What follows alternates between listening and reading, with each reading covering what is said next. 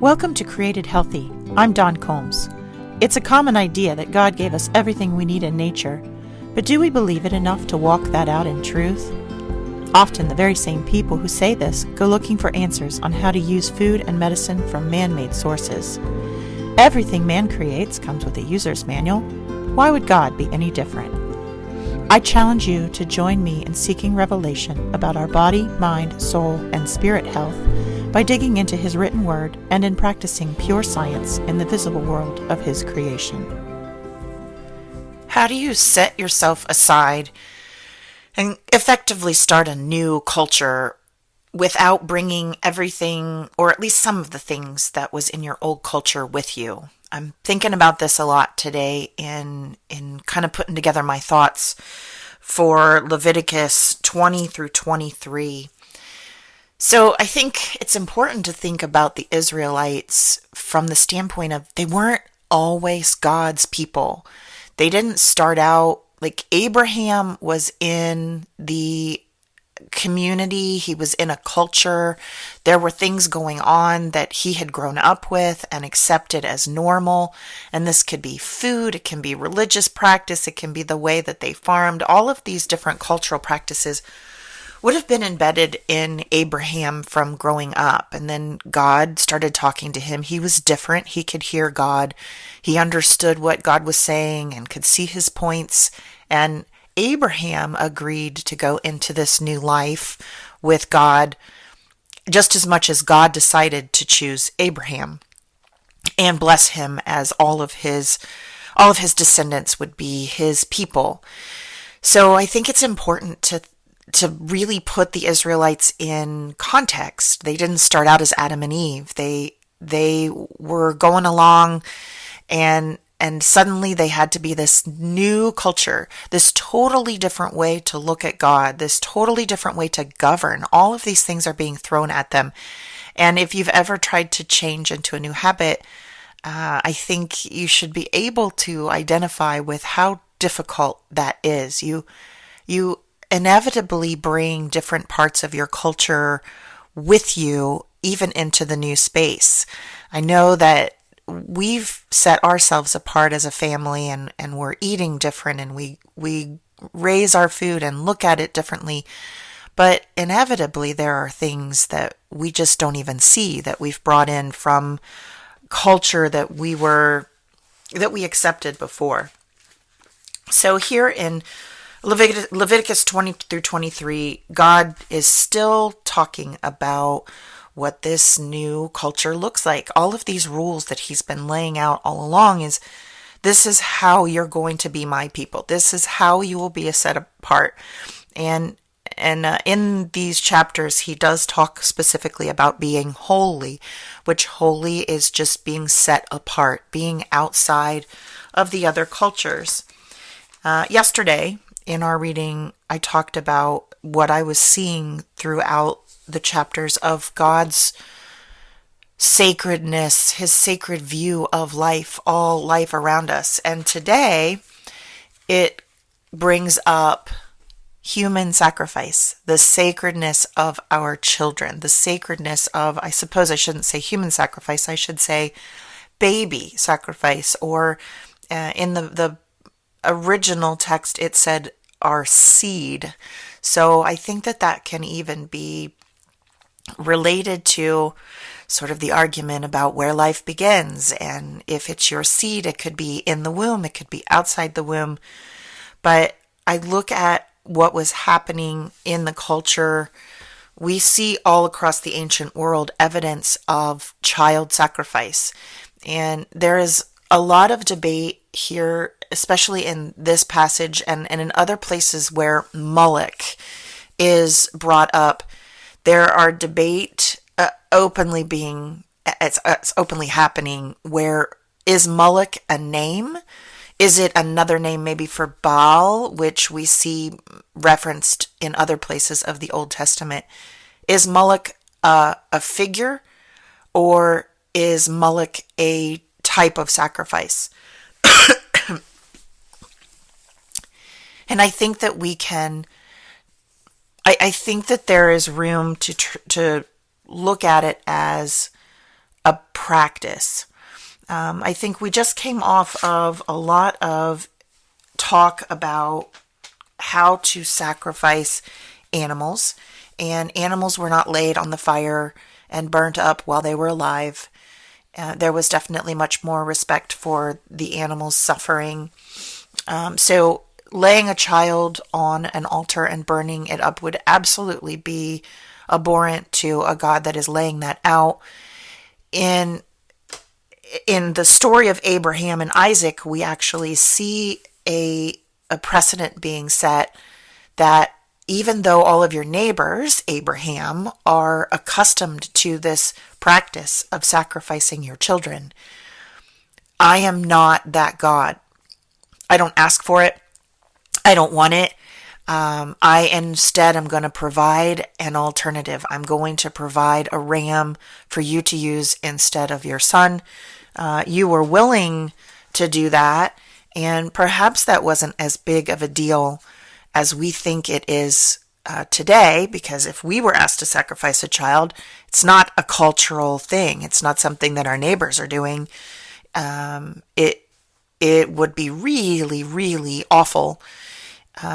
So I think by putting that in context, we see that God is drawing a line here that I am not that culture. I am setting a different culture. I am not a God that wants you to destroy your human children.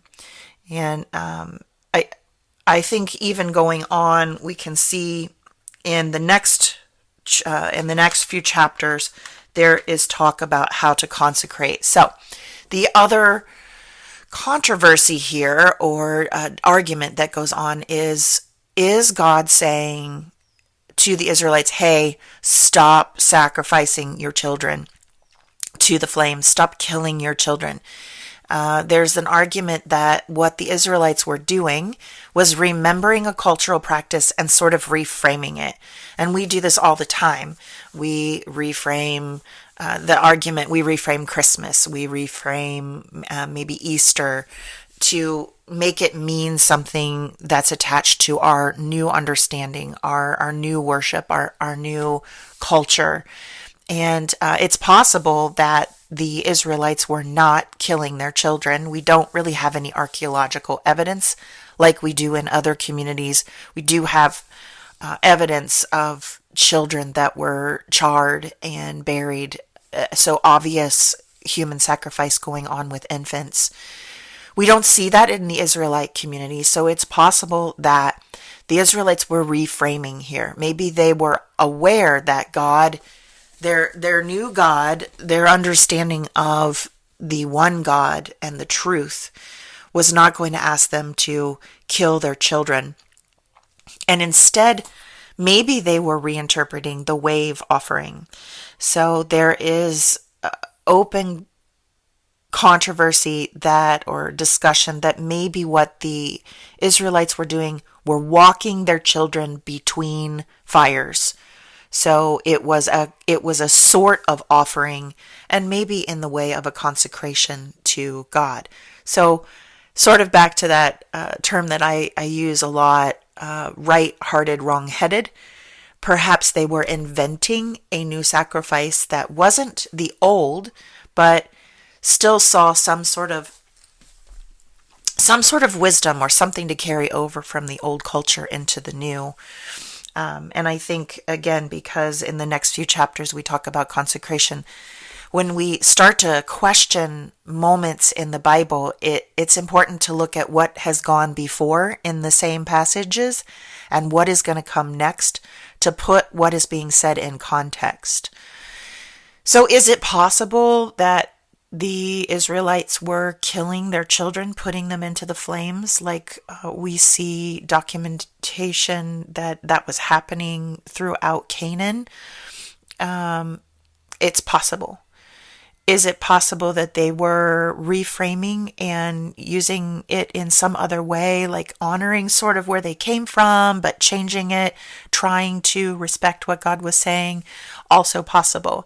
The upshot, though, is that God says, You can bring unblemished animals to my temple, and that blood is something that you can sacrifice and open up a direct communication with me. I want to walk with you. I want to have a relationship with you, and you can use my animals to do that. But you cannot sacrifice your children, sacrifice your seed.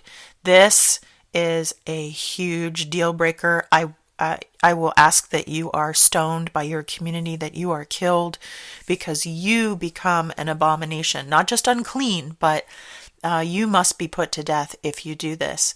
And there then becomes this really clear separation between where God values the sacredness of life in his plants and his animals and the sacredness of a human baby, of a human infant embryo, whatever you want to say here, however you want to understand the term seed in this passage.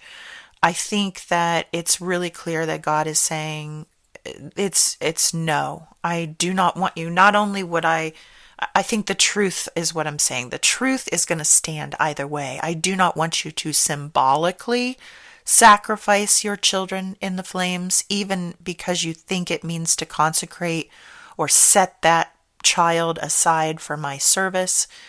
And I do not want you to burn them literally in the flame, because either way it's a disrespect of the sacredness of human life above all else on the planet. And I think this is a really important moment to look at how are people reconciling. I think in other parts of the Bible we see Israelites falling back into the worship of local deities, not really seeing the harm in it. Oh, well, we in this area we have this cultural practice where we sit out a tray of food for this local god who lives in the rocks, and it's not really that big of a deal because I know who the one true God is and I'm still worshiping him, so it doesn't really matter. And God is continually saying, nothing else, nobody else. Do not set up an idol and then talk to me through it. Do not sacrifice and then also talk to me. You cannot serve two gods. You cannot worship me in this way. Death is not how you worship me. It is only in life. And I just think how hard it would be knowing the things that I've brought into my life from growing up, and I just reframe how hard it would be to really create this brand new culture from scratch with God, and how easy it would be to accidentally sin here. But child sacrifice, big no-no, definitely what we should get in the upshot today.